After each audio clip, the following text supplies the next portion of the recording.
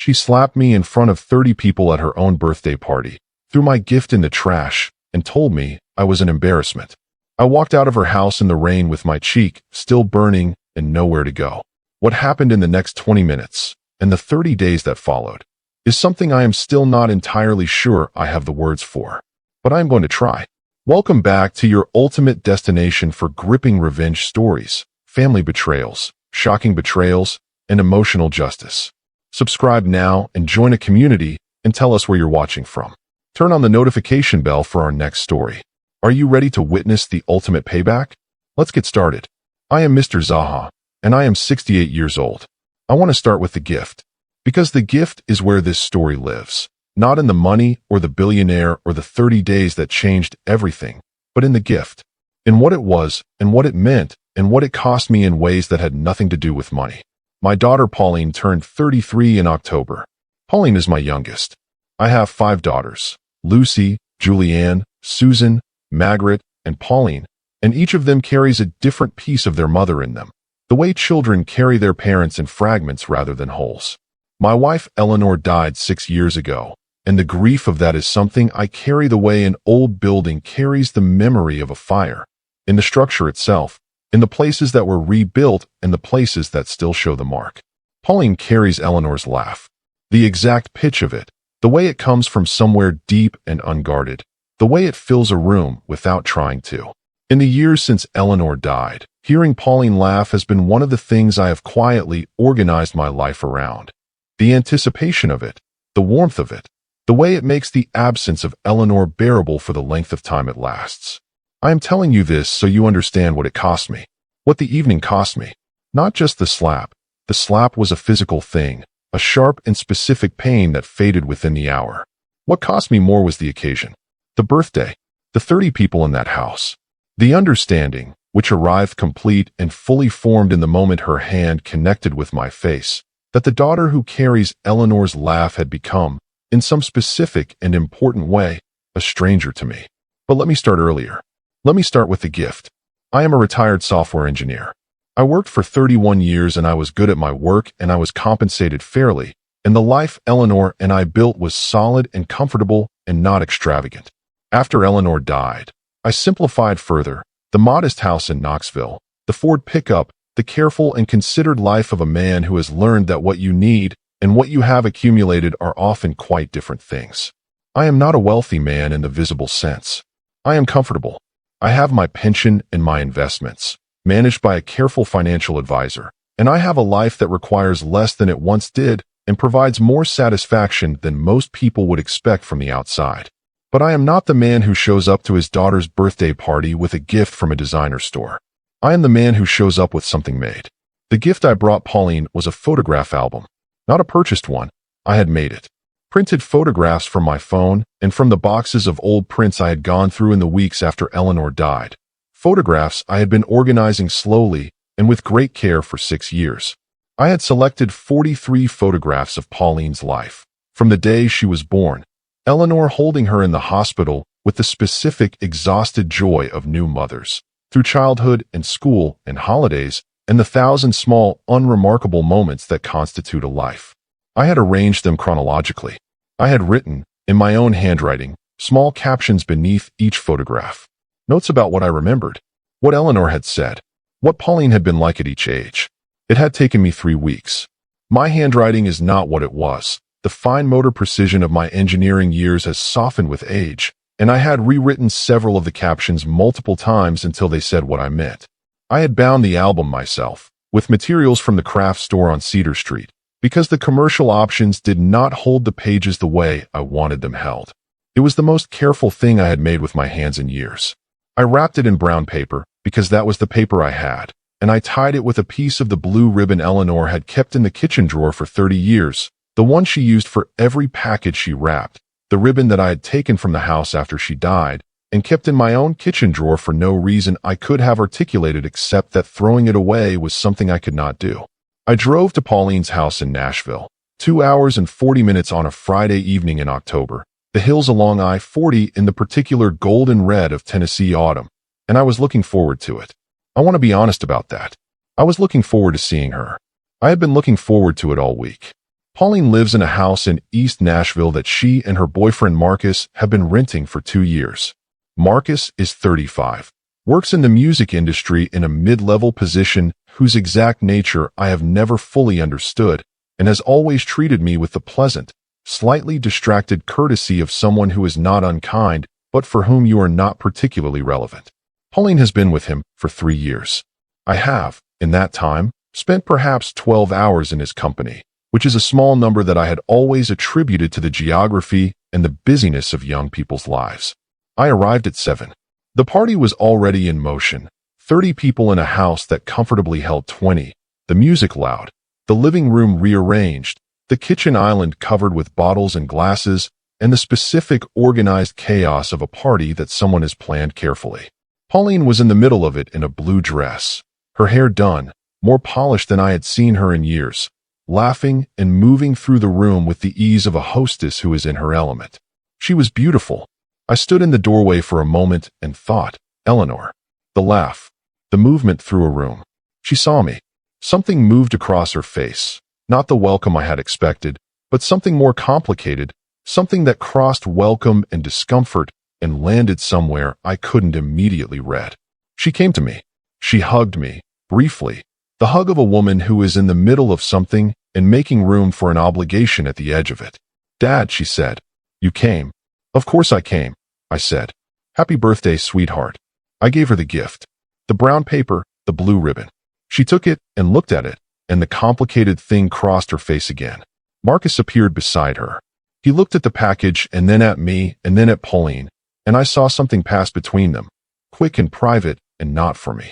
Should I put this? I started. I'll open it later, Pauline said, and set it on the side table near the door, which was where people put coats. I went in. I got a glass of water. I knew perhaps 2 people in the room. Lucy, my eldest, who was there with her husband David, and who found me near the kitchen and squeezed my arm and said, Dad, you look good. With the particular warmth of a daughter who knows something is slightly off and is compensating with extra warmth. I mingled. I am not a natural party person. I never have been, but I can hold a conversation and I can find the quieter people at a loud party and have a real exchange with them. And I did this for the better part of an hour while the party moved around me. At some point, Pauline's friends gathered for the gift opening. I stood at the edge of the group. Pauline opened several gifts, clothing, jewelry, a weekend trip organized by 3 of her friends, to the appropriate enthusiasm of a room that has been drinking and is in a generous mood. Then someone handed her my gift. The brown paper, the blue ribbon. She unwrapped it. She opened the album. She looked at the first page. Something happened to her face. Not the soft thing I had hoped for. The surprised warmth. The recognition of what it was and what it had cost. Something harder. Something that looked, in the specific light of that living room with 30 people watching, like embarrassment. She looked at Marcus. He said something low, something I did not hear. She looked at me, and then she said, loud enough for the people nearest us to hear, Dad, what is this? It's a photograph album, I said. Of your life. I made it. You made it, she repeated. Yes, I said. I could feel the room's attention shifting. The specific attention of people who sense that something is becoming uncomfortable and cannot look away. I thought you were joking, she said. The brightness had left her voice and something flat had replaced it. I told Marcus my father was coming and he asked what you'd get me, and I said probably something nice, and you brought me. She stopped. Looked at the album. Looked at the brown paper on the floor. You wrapped it in grocery paper, Dad. It's craft paper, I said. Your mother used to. Marcus got me a bracelet, she said. From Tiffany. And you came to my birthday party with a homemade scrapbook wrapped in.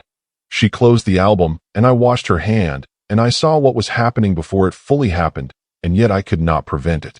She put the album on the side table, and then she picked it up again, in the specific way of a person who has decided something and is past the point of the decision, and she walked to the kitchen and placed it in the trash can. The room was not entirely silent, but it had the quality of a room that is trying to pretend it is not watching.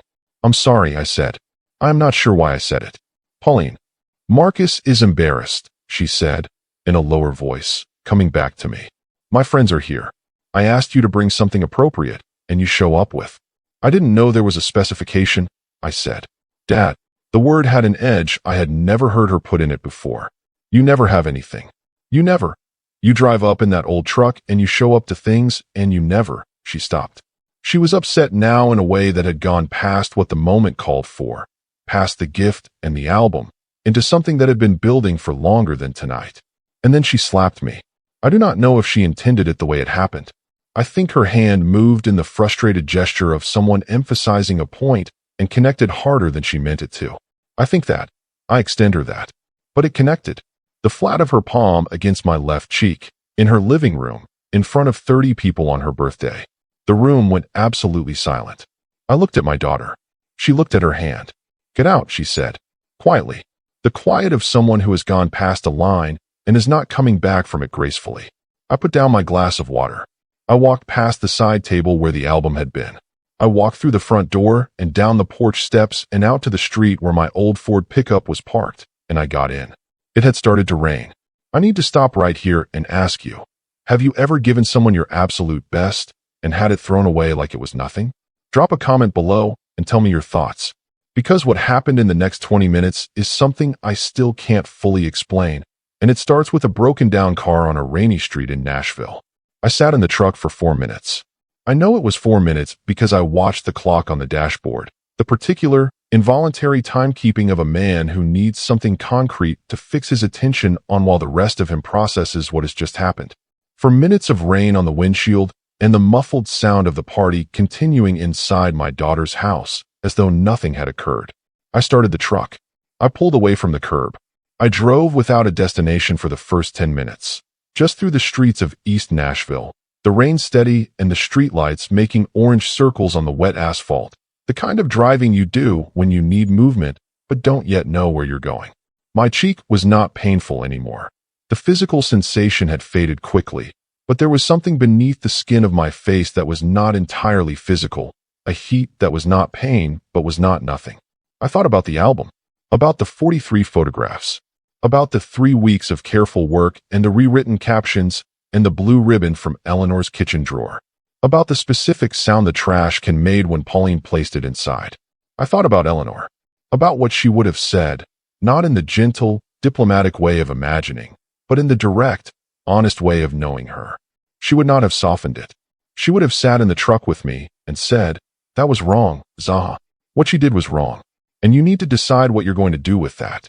The truck made a sound, not a good sound, a hesitation in the engine, a stutter that I recognized as the specific misbehavior of a vehicle that has been driven 2 hours and 40 minutes on a cold October evening and has found a moment of particular inconvenience to express its objections. The truck had been speaking in this language for 2 months, and I had been meaning to address it. I had not addressed it. I pulled to the side of the road on a quiet street somewhere in the Germantown neighborhood, a block of older buildings being renovated into something newer, the scaffolding dark with rain. I tried the engine twice. It turned over without catching. I sat in the dead truck in the rain and experienced the specific comedy of a man whose evening has not been going well. I did not have a roadside assistance membership. I had been meaning to renew it. I had not renewed it. I called Lucy. She did not answer. She was still at the party, I assumed, and the party was loud and her phone was probably in her purse. I sat. After approximately 15 minutes, a car stopped behind me. A black car, large and quiet in the way of expensive cars, its hazard lights coming on with the immediate courtesy of a driver who has seen a vehicle in distress and stopped without deliberating. A door opened. A man stepped out, and he had an umbrella, which he opened before he was fully out of the car in the competent way of someone for whom preparedness is habitual. He was perhaps 60, I estimated, fit, with the kind of easy posture that is not performed but also not accidental, wearing clothes that were clearly good without being showy. He came to my window, and I rolled it down, and the rain came in slightly, and he tilted the umbrella to cover both of us. "Car trouble," he said. "Engine won't turn over," I said. "I've been meaning to have it looked at." He nodded, not judgmentally. "We can get you a jump and see if that does it, or I can call my driver for you." "Your driver," I said. He indicated the black car behind mine. Through the rain-streaked rear window, I could see a shape in the driver's seat, someone waiting, patient and still. "Where are you trying to get to?" he asked. "Honestly," I said, "I'm not entirely sure yet." He looked at me for a moment. Not the quick assessment of someone deciding whether you are worth further engagement, but the kind of looking that takes a moment and actually sees. "You look like a man who could use a cup of coffee," he said. "I look that bad?" I said. He smiled. "You look like a man who's had a hard evening and is sitting in a dead truck in the rain." The coffee is a practical suggestion. His name was Walter Gaines. We went to a diner 3 blocks away, the kind of diner that exists in every city, open at all hours, with coffee that has been sitting since the morning and is none the worse for it in the opinion of people who need it. Walter's driver waited in the car without being asked. Walter and I slid into a booth by the window, and a woman who had been refilling ketchup bottles brought us 2 mugs without our asking, because we were the only customers, and she had the instinct of someone who has read people across a counter for 30 years. Walter did not ask me what had happened. He asked me what I did. The question of a man who is more interested in a person's history than his crisis. And I told him. Software engineer. 31 years. Industrial logistics. Retired. He asked specific questions. Good ones. The questions of someone with technical fluency in the landscape of enterprise software and intellectual property. I answered them and found, in the answering, that the sharp heat in my face was cooling and my mind was doing the thing it did when it was engaging with something real. Focusing, clarifying, returning to itself. "Did you file patents?" he asked. "The company filed," I said. "My name is on several. Royalty arrangements?" "One," I said. "On the primary patent. Negotiated in 2009. He looked at me steadily. Something shifted in his expression, not dramatically, but the way a conversation shifts when both people in it become more alert simultaneously. "I know the Kessler's ZAHA patent," he said. I put down my coffee mug. "I know it," he said again carefully. "I've been in industrial logistics technology investment for 20 years. That patent, the licensing deal that closed 14 months ago, it was the talk of the sector for a quarter." He paused. "You're the ZAHA." The diner was very quiet. The rain on the window. The coffee woman at the counter, restoring order to her ketchup bottles. "I am," I said. Walter Gaines sat across from me in a Nashville diner and looked at me with the expression of a man who has just discovered that the person he stopped to help on a rainy street is not who he appeared to be. And to his significant credit, what I saw in his expression was not the recalculation that greed produces, not the sudden attentiveness of someone who has identified a resource. What I saw was something more like delight. The specific, genuine delight of someone who finds people more interesting than they anticipated. "You were driving a truck that doesn't start," he said. "And you came from somewhere that upset you. And you're sitting in a diner in Germantown." He paused. "The royalty payment on that licensing deal was..." "Yes," I said. "And you drive a truck that doesn't start." "I was meaning to get it looked at," I said. He laughed. A real laugh, warm and unaffected. "Mr. ZAHA," he said, "I think this is the most interesting conversation I have had in 6 months." "You go to a lot of better conversations than this," I said. "I go to a lot of more expensive conversations," he said. "That's not the same thing." We stayed in that diner for 2 hours. Walter Gaines, I learned over those 2 hours, was the founder and primary investor of a private equity firm that specialized in technology infrastructure, specifically in the logistics and distribution technology sector that my work had contributed to. He was, by any reasonable measure, a billionaire, though he used the word the way some people use words for large numbers. Accurately, but without particular emphasis, as though the size of it was less interesting than what it had been used for. He was also a widower. His wife, Caroline, had died 4 years ago. He had 2 sons who were, by his account, doing well professionally and present in his life in the way of sons who are doing well professionally, which is to say, reliably, but not abundantly. He asked, at some point in the second hour, what had brought me to Nashville. I told him about Pauline, about the birthday, about the album. He listened to the whole of it without interrupting. When I finished, he was quiet for a moment. "The album," he said, "with the photographs and your handwriting." "Yes." "She put it in the trash." "Yes." He was quiet again. Then, "I'm sorry. That's a genuinely terrible thing." It was, I agreed. It was a genuinely terrible thing. "What are you going to do about it?" he asked. I looked at him across the diner table. At this man I had known for 2 hours, who had stopped in the rain with an umbrella and known my patent and listened to my evening without judgment. "I don't know yet," I said honestly, "but I'm going to do something." He nodded. "Good," he said. "Vague plans are better than no plans." He picked up his coffee. I'd like to stay in touch, if you're open to it. I have a thought or two about the secondary royalty questions on your patent structure that I think are worth your time. Elizabeth mentioned something similar, I said, and he raised an eyebrow, and I said, that's a different story, and he said, you have a lot of stories, and I said, I'm 68. I've had time. He gave me his card. His driver, when we came out of the diner, had jumped my truck so it started without trouble, because Walter Gaines was the kind of man whose driver anticipated what would be needed and did it. I drove to a hotel.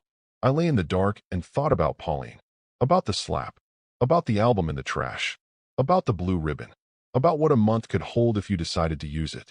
Tell me what you're thinking in the comments right now, because this is the moment the story turns.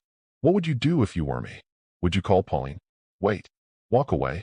Drop your thoughts below, because the next 30 days are going to surprise every single one of you. I drove home to Knoxville on Saturday morning. I did not call Pauline. I did not call any of my daughters, except Lucy, who had called me 4 times the previous night and left a message on the third call that said, Dad, I don't know what happened after you left, but Marcus told me you drove away, and I'm worried. Please call me. I called Lucy from the road. She answered immediately, with the specific relief of someone who has been waiting through a sleepless night. Dad, are you okay? I'm fine, I said. Physically fine. What does that mean? It means I'm driving home, and I'm thinking. A pause. Marcus said. He said there was an incident with the gift. There was an incident with the gift, I confirmed. Dad, I'm so sorry. I didn't see what happened.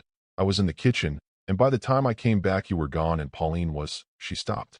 She wouldn't tell me what happened. She just said you had left. I thought about telling Lucy the full account of the evening. Then I thought about what that would produce. The mobilizing instinct, the calls between sisters, the management of the situation from the outside in. I'll tell you everything, I said. But not today. Today I need to drive and think. Are you sure you're okay? I'm 68 years old and I've had worse evenings, I said. I'll call you this week. She accepted this with the recognizable reluctance of a person who has been raised by a man who processes privately. I drove home. I made coffee. I sat in my kitchen and I looked at Eleanor's photograph on the counter, and I had the conversation I always had in these moments. The one-sided one. The one I was not embarrassed about anymore. Tell me what to do, I said. The photograph did not answer, because photographs do not answer. But I have found, over 6 years of these conversations, that the asking itself produces something. A sorting of the instincts. A clarification of what you already know. What I already knew was this. Pauline was not simply a cruel person. She was not the villain of this story in the flat, uncomplicated sense.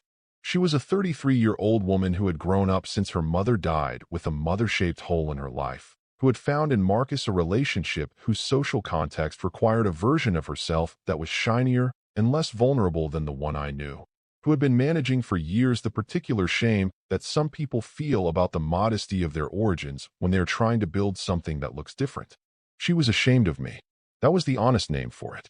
Ashamed of the truck and the craft paper and the homemade gift. Not because those things were wrong, but because they were visible, and she had an audience and the audience had a scale, and on the scale, I did not register. This was painful. It was also, and I had to be honest about this, not entirely something that had happened overnight. It had been building. I had been seeing it in smaller doses for 2 years. The slight deflection when I called during her work events. The way she described me to new people with the careful vagueness of someone managing an impression. The visits that had become shorter and further apart as Marcus became more present in her life. I had seen it, and I had loved her through it, and I had told myself it would sort itself out. It had sorted itself out at her birthday party, just not in the way I had hoped. I called Walter Gaines on Monday. He answered himself. No assistant, no screening, direct to his cell, which I found both surprising and consistent with what I had understood of him in the diner. Mr. ZAHA, he said, I was hoping you'd call. You mentioned thoughts about the patent structure. I said. I did. But first, how are you doing? After Friday. Processing, I said. But functioning. Good, he said. Processing while functioning is the best you can ask for. A brief pause. The patent question is real and worth your time. But I also have something else I want to run by you, if you're open to it. Walter's something else was this. His firm was in the early stages of developing a new division focused on logistics technology consulting, not investment, but operational consulting for mid-size industrial companies navigating the technology transitions that the sector was undergoing. He had been looking for an advisory board member with the specific combination of deep engineering expertise and the practical experience of building and patenting solutions in the field. He had been looking, he said, without success, for approximately 8 months. I stopped in the rain on Friday night, he said, and found what I'd been looking for. That doesn't happen often enough in my experience to ignore it. You're offering me an advisory position, I said. I'm asking if you'd be interested in discussing one, he said. I don't offer things before I know if the other person wants to be offered. I sat with this for a moment. The quiet kitchen. Eleanor's photograph. The October light through the window. I'm interested in discussing it, I said. We met in person the following week. I drove to Walter's offices in Nashville, which occupied the top 2 floors of a building in the Gulch that had been renovated with the specific, understated quality of spaces where serious money is managed by people who don't need to prove it visually. Walter's assistant, a composed, efficient woman named Sandra, met me at the elevator and walked me to a conference room where Walter was already seated with 2 other people, both in their 40s, both with the quick, attentive look of people who were good at what they did. The meeting lasted 3 hours. I will not detail all of it, because the specifics are not the story. The story is what the 3 hours felt like. The specific aliveness of being in a room where the work you did for 31 years is being taken seriously by serious people. Where your knowledge is not the polite history of a retired man, but the directly relevant expertise of someone whose specific experience is exactly what the table needs.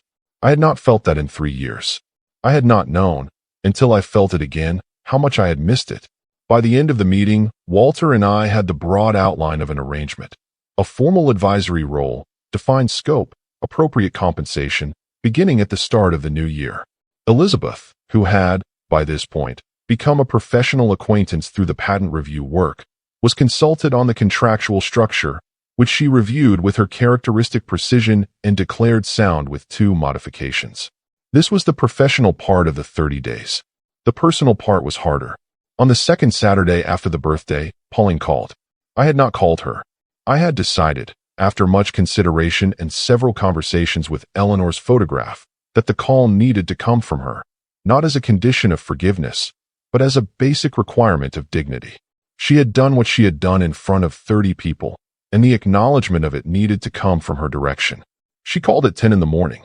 Her voice was thin in the way of someone who has been sitting with something difficult for 2 weeks. Dad, she said. Pauline, I said. A long pause. I have something to say, she said. And I need you to let me say all of it before you respond. Okay, I said. What she said took approximately 8 minutes, and I will give you the substance of it, because she deserves to have it represented fairly. She said that what she had done was wrong. Not contextually wrong, not partially wrong, wrong, without qualification, and she had known it was wrong from approximately 4 seconds after it happened, and had spent 2 weeks sitting inside that knowledge. She said the slap was inexcusable and that she did not intend to excuse it, that there was no version of the evening's events that made it acceptable or proportionate or okay. She said that she had been carrying shame about things she had no rational reason to be ashamed of, specifically, the visible modesty of the life I had built, the truck, the house, the homemade gifts, and that she had displaced that shame outward in a way that had been building for 2 years and had found its worst expression at her birthday party in front of the people she had been trying to impress. She said that Marcus had looked at her differently since that night. Not badly, not with judgment, but with a quality of reassessment that had made her do her own reassessment of what she had been doing and why. She said that she had found the album. I went very still. I took it out of the trash, she said. That night, after everyone left. I took it out, and I sat on the kitchen floor, and I read every caption. Her voice broke, just slightly, just at the edge. The one about the summer I was 9 and Mom taught me to bake, and we made the cake that fell apart. You wrote that you could still hear her laughing about it. A pause. I sat on my kitchen floor, and I cried for an hour, Dad. I did not say anything for a moment. The ribbon, she said. Lucy told me. She said it was Mom's ribbon. From the kitchen drawer. Yes, I said. She was crying now. The quiet, real crying of a person who is not performing for anyone. I threw away Mom's ribbon, she said. At my birthday party. In front of my friends. You took the album out of the trash, I said. It doesn't fix it. No, I said. But it matters. I'm so sorry, Dad. The words were the simple kind, without architecture, not the managed, adequate apology of someone completing a social obligation, but the kind that comes from the specific place where a person knows they have done something genuinely wrong to someone they love. I am so sorry for what I did. For all of it. For the way I've been about you. About the truck and the house and I've been ashamed of things that are not shameful, and I took that out on you. And you brought me 43 photographs with your handwriting and Mom's ribbon, and I put it in the trash. I sat in my kitchen in Knoxville with the phone pressed to my ear and the October light coming through the window and Eleanor's photograph on the counter. Pauline, I said, I want to ask you something. Okay. The shame, I said. The things you've been ashamed of. Where do you think that comes from? A long silence. Marcus's world, she said finally. His friends, his colleagues, the way everything is, the way things are measured. I've been in it for 3 years, and I've been trying to fit into it, and I think I've been letting it measure me instead of measuring it. She paused. I think I've been turning into someone Mom wouldn't recognize. She'd recognize you, I said. You called me on a Saturday morning and said everything true and hard. She'd recognize that completely. Another pause. Can I come to Knoxville? When? I said. Next weekend. I'll have the guest room ready, I said. Tell me what you're feeling right now. Drop a comment below. Did Pauline deserve that forgiveness? What would you have said when she called? Because the visit that happened the following weekend, and what I told her when she arrived, is the part of this story that I think about every day. Tell me your thoughts. End of Act 3. Proceeding to Act 4, the climax. Act 4, what I told her when she arrived. 2,000 words. Pauline arrived on a Saturday afternoon in the first week of November. She drove herself, the 3.5-hour drive from Nashville to Knoxville alone, which was itself a statement, because Pauline since Marcus had rarely gone anywhere alone. She pulled up in her car, and I watched from the kitchen window as she got out, and she looked younger than she had at her birthday party. Not the polished, arranged version in the blue dress, but the Pauline of 10 years ago, in jeans and a sweater, her hair simple, carrying a bag that suggested she was planning to stay for the weekend rather than the afternoon. I opened the door before she reached the porch. She stopped at the bottom of the steps and looked up at me, and her expression was the one I had been waiting for without knowing I was waiting for it. The unguarded one. The one without the layer of management that Marcus's world had taught her to maintain. Hi, Daddy, she said. The word she had used when she was small. The word that had been replaced, sometime in the past several years, with a more adult and more distant dad. Hi, sweetheart, I said. Come inside. She came inside. She put her bag in the guest room. Eleanor's guest room, still with Eleanor's quilt on the bed. The one she had made in the years when she was learning to quilt and had made with more enthusiasm than precision. The seams not quite straight, the colors not quite calibrated, and entirely perfect. Pauline ran her hand across the quilt when she set her bag down, and I saw her do it from the doorway, and I thought, good. Let the house do some of the work. We sat at the kitchen table that had been the site of so many of this family's real conversations, the table that Eleanor had bought at an estate sale in 1994 and refinished herself, and that I would keep until I died. Pauline had the album with her. She took it out of her bag and placed it on the table between us, and the act of placing it there, carefully, with both hands, the way you place something that you now understand the value of, told me more than anything she could have said. I read it 4 more times, she said. This week. Did you find the one from your 6th birthday? I said.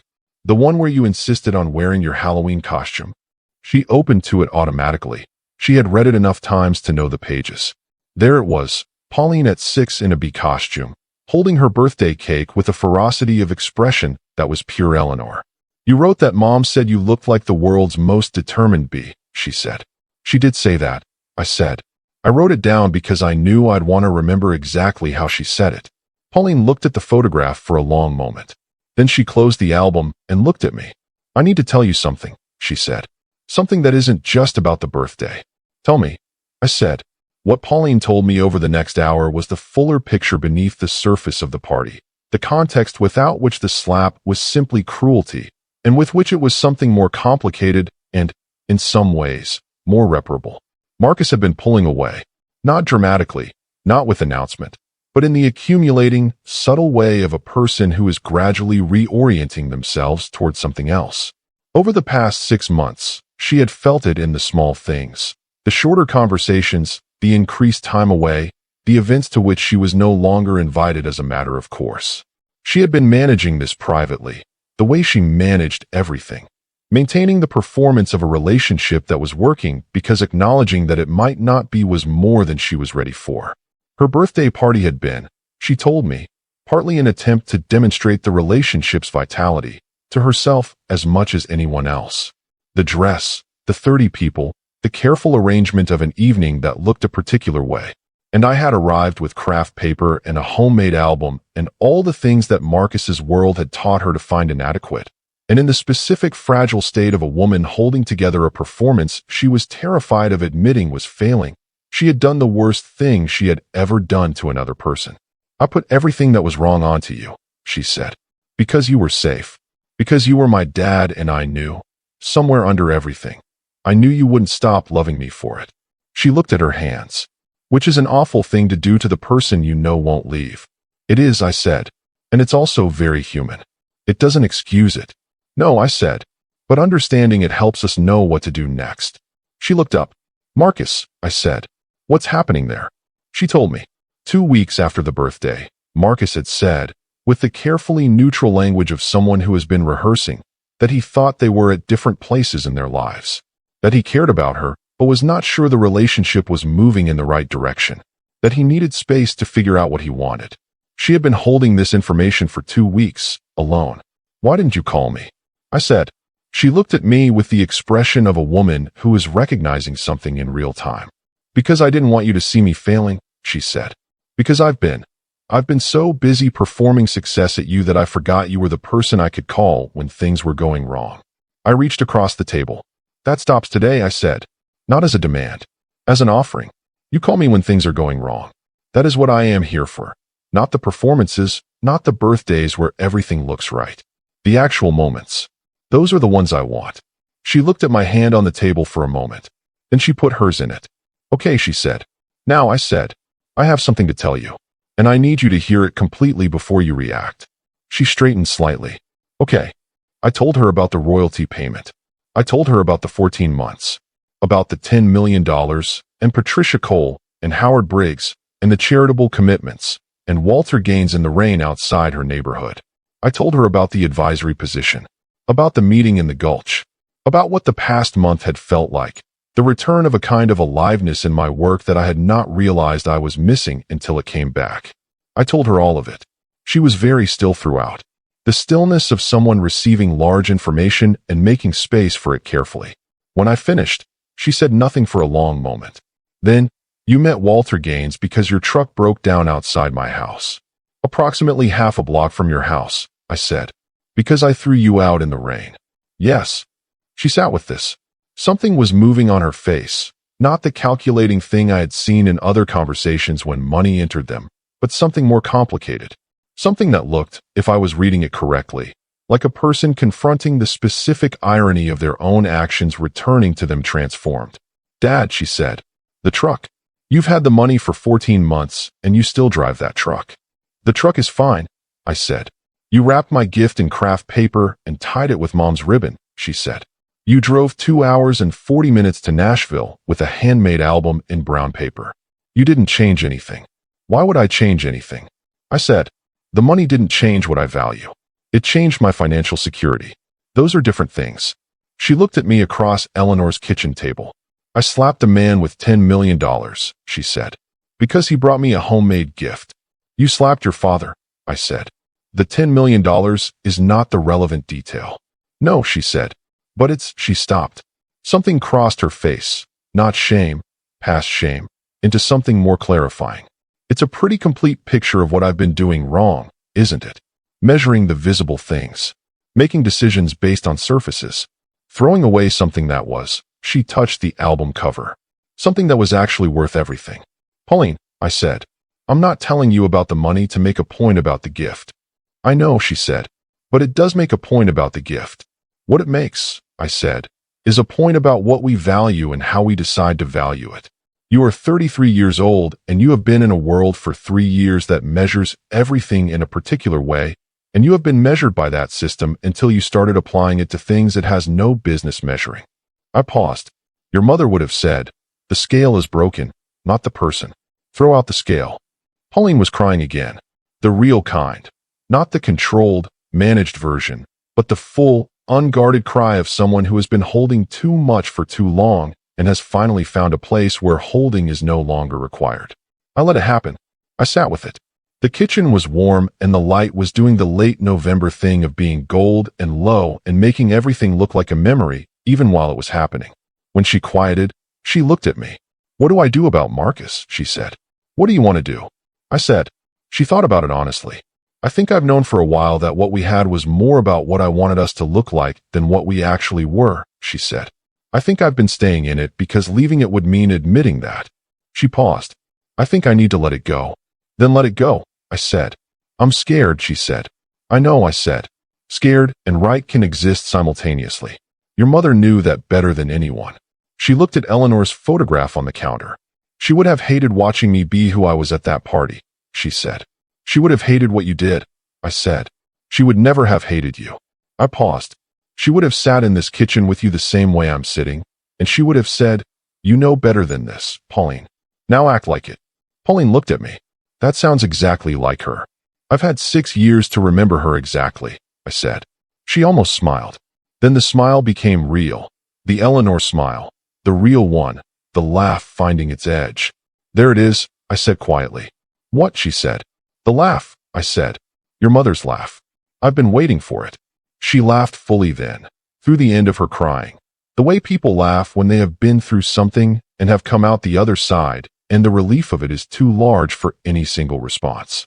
And it filled the kitchen, Eleanor's table, Eleanor's quilt on the guest bed, and Eleanor's ribbon that had been in the trash and was now on the cover of an album on the table between us.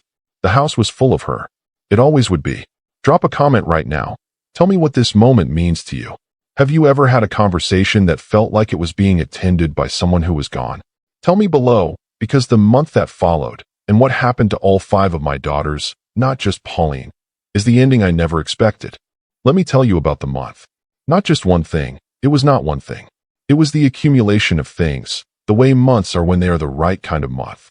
The kind where the decisions you have been postponing and the conversations you have been avoiding and the changes you have been considering from a safe distance all become, through some convergence of readiness and circumstance, things you are finally willing to do. The month that changed everything was November into December, in the year I turned 68. In the house in Knoxville where Eleanor and I had lived for 22 years, and where her quilt was still on the guest bed, and her ribbon was now on the cover of an album that had been in a trash can and had been retrieved. Pauline stayed for the weekend. We cooked together on Saturday evening. She stood at the counter and chopped vegetables with the specific, deliberate care of someone who is not an experienced cook, but is paying close attention to the instructions, and I stood at the stove and directed without taking over, which was a balance I had learned from Eleanor, who had always said that the kitchen was the best classroom because the consequences of failure were dinner and not catastrophe. She called Marcus on Sunday morning from the guest room. I did not hear the conversation, but I heard the length of it, 40 minutes, and I heard, when she came to the kitchen afterward, the particular quality of her voice. Not destroyed, not even devastated, something more like resolved. The voice of someone who has put down something that was too heavy and is still feeling the weight of it in her arms, but is also breathing more freely. It's done, she said. Are you okay? I said. I will be, she said. I think I've been grieving it for a while already. This was just naming it. She drove back to Nashville on Sunday afternoon. She called me on Tuesday. The calls became a regular thing. Not the scheduled, obligatory calls of a family maintaining form, but the actual calls of a daughter who had remembered that her father was a person she wanted to talk to. Lucy came to Knoxville the second weekend of November. She had been waiting, I think, for the moment when she had both sides of the birthday story. She had her own version from the party, incomplete, and she had been collecting information in the careful way Lucy collected information. And when Pauline called her in the week after Pauline's Knoxville visit, Lucy had received enough to understand the shape of what had happened. She arrived on a Saturday with David and without the children, which told me this was a conversation visit rather than a social one. We sat in the living room, and David, who was a man of good instincts, found something to do in the kitchen for the first half hour. Tell me everything, she said. So I told her everything. The birthday, The album, the slap, the rain, Walter, the diner, the 30 days, the royalty. Lucy was a controlled woman. She had been since adolescence, when she had decided that being the oldest of 5 was a role that required steadiness. She listened to all of it without interrupting, and when I finished, she was quiet for a moment, and then she said, $10 million. Yes. And you drove that truck to Nashville. The truck is fine, I said. Dad, she said. The truck is fine, Lucy. She looked at me with the expression her mother used to produce in me. The expression that says, I cannot argue with you because you are not wrong, but I want the record to show that I think you are being unnecessarily stubborn about the truck. What I want to know, she said, is what you're going to do. About what specifically? About everything. The money, the advisory position, the girls, all of it. She paused. Pauline told me about Marcus. She told me about the conversation in the kitchen. She looked at her hands briefly, then back at me. She told me you said it stops today. The performing success. The calling when things go wrong instead of when they go right. I said it to her, I said. It applies to everyone. Lucy looked at me for a long moment. I have something to tell you, she said. Okay. David and I have been having a difficult year, she said. We're not ending, nothing like that. But we've been having difficulties that we've been handling privately because I didn't want to worry you. Because you lost Mom and you've been alone and I felt like adding our problems to your, she stopped. You look exactly like you're going to say what Pauline said you said. I'm going to say what I said, I confirmed. Because it's true regardless of how many times I have to say it. You are not protecting me by being silent. You are removing yourself from me while I sit in this house and think everything is fine. She looked at the window. It's a hard habit to break, she said. Protecting you. I know, I said. Your mother protected me too. It was infuriating and I loved her for it. And I spent 30 years trying to convince her that I could bear the real things. I am making the same case to you now. She smiled. The Lucy smile. The one that she kept for moments when she had been outmaneuvered by an argument she couldn't refute. Okay, she said. David and I are seeing a therapist. It's helping. But it's been hard. And it would have been better if I'd talked to you about it. Yes, I said. It would have been. I'm talking to you now. Yes, I said. You are. We talked for 3 hours. About David and the difficulties, which were real and specific and being addressed with genuine effort. About Lucy's own career, which was at a crossroads she had been navigating alone. About her children, my grandchildren, whom I loved and saw infrequently and wanted to know better. By the time David came in from the kitchen with 3 cups of coffee at precisely the right moment, things had been said that needed to be said, and the room had the specific warmth of a space where truth had recently been spoken. Julianne came the week after Thanksgiving. Susan called from Greensboro, and we had a 2-hour conversation that covered more real territory than the previous 6 months of Sunday calls combined. Margaret drove up on a quiet Tuesday evening and sat in Carol's chair, and we talked about Eleanor for 3 hours, which was something Margaret and I had never fully done, had circled around, had approached and retreated from, had honored in the oblique way of people who find the direct approach too costly. It was not too costly. It turned out to be exactly what we could bear and exactly what we needed. Walter and I formalized the advisory arrangement in December. The work was genuinely engaging, not a vanity position, not a courtesy offered to a man who had money and should be kept occupied, but real work that used what I actually knew in the service of problems that actually mattered. I drove to Nashville twice a month, and I worked from home on the intervening weeks, and I had the specific, clarifying satisfaction of a person whose expertise is being actively used. Elizabeth, reviewing the secondary patent question she had identified in the spring, confirmed in early December that there was, in fact, an additional royalty stream that had not been properly activated. The amount, when she completed the analysis, was not $10 million. It was not trivial either. The proceedings to activate it were in motion. My truck, I had serviced in November. It ran perfectly. I was not buying a new one. On the Sunday before Christmas, all 5 daughters came to Knoxville. Not because I orchestrated it. I had not orchestrated it. Lucy had called Julianne, and Julianne had called Susan, and somewhere in the chain of calls the decision had assembled itself without requiring my involvement, which was the best possible way for it to happen. They arrived in a cascade across Sunday afternoon. Lucy and David and the grandchildren first, then Susan and Marcus, then Julianne alone, then Margaret in her 10-year-old Subaru, And finally Pauline, who came last and who stood in my doorway with the album under her arm. I brought it back, she said. I thought it should live here. It lives with you, I said. I made it for you. I know, she said. But I want it to live here too. Can I put it on the bookshelf? Yes, I said. Put it on the bookshelf. She put it on the bookshelf in the living room, between a book of Eleanor's that she had loved and a photograph of the family from the summer 15 years ago. She straightened it. She stepped back and looked at it. Good, she said softly. To herself, or to Eleanor, or to both. The house was full that evening. The grandchildren achieved their rapid audit of breakable objects. The kitchen was loud with the specific, beautiful chaos of 5 adult women and their people all occupying a space that was designed for a family and was therefore designed for exactly this. I stood in the doorway of the living room at one point, watching it, with the same instinct I have had on a handful of evenings in my life. The instinct to stop, to be still, to let the moment be fully received rather than simply pass through. The album was on the bookshelf. The quilt was on the guest bed. The ribbon, Pauline had saved it, had brought it back. It was on the kitchen counter now in the place where it had always been. Eleanor's ribbon, blue, next to Eleanor's photograph. Walter had texted that afternoon, "Merry Christmas, ZAHA. I'm glad you called that Monday." I texted back, "So am I. I am 68 years old." In October, my youngest daughter slapped me at her birthday party and threw my gift in the trash. In November, a man I met in the rain helped me find my way back to work that matters. In December, my daughters filled my house on a Sunday before Christmas in the way they had not filled it since Eleanor was alive. I did not buy a new truck. I did not move to a bigger house. I did not change the things I valued or confuse the number in my account with the measure of anything that actually matters. What I changed was the conversation.